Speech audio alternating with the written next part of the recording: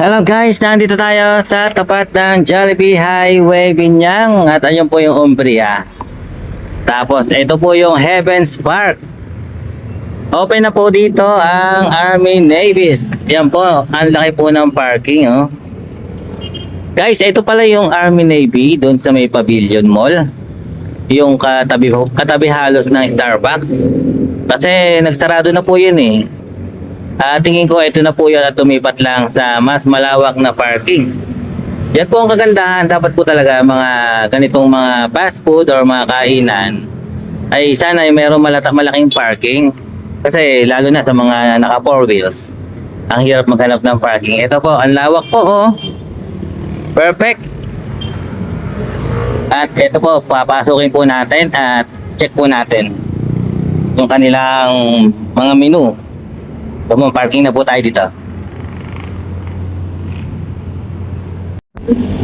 Ito guys, oh, napakaganda. Lawak po ng parking. Ito po yung itsura niya.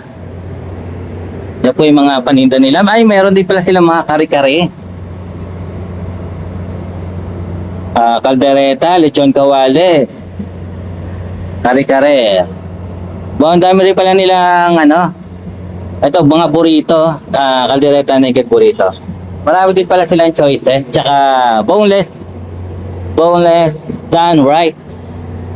Ayan po, mga boneless done right nila. Tapos meron din silang Liberty. Yung mga milk tea po yun. Ay, ito na, meron ng pick up. Check muna natin yung mga menu nila. Ayan guys, napakadami po nila. Parang main nila dito ay burger po. Ayan. Meron din silang mga sandwiches, burritos, quesadillas, tacos, birria. Pero usually mga presyo nila ay 200 to 300 pesos. Doon po nagre-range. Meron din silang all-day breakfast. Ayan. Ayan guys, oh. Kaya maraming kumpleto halos dito.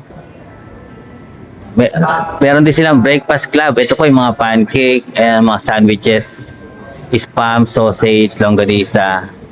Tapos side dish kompleto. Oh, mayroon din onion rings, nachos, garlic rice, tortillas. At yung milk tea nila, Liberty kung tawagin. At napakaganda po ng place nila. Meron pala silang second floor guys. May hagdanan. Saktong-sakto kapag crowded yung mga customer. Ayan, napakaganda. O yan guys, see you in next video na po. At tinignan lang po natin yung kanilang mga menu. Try nyo na po dito guys. Visit this.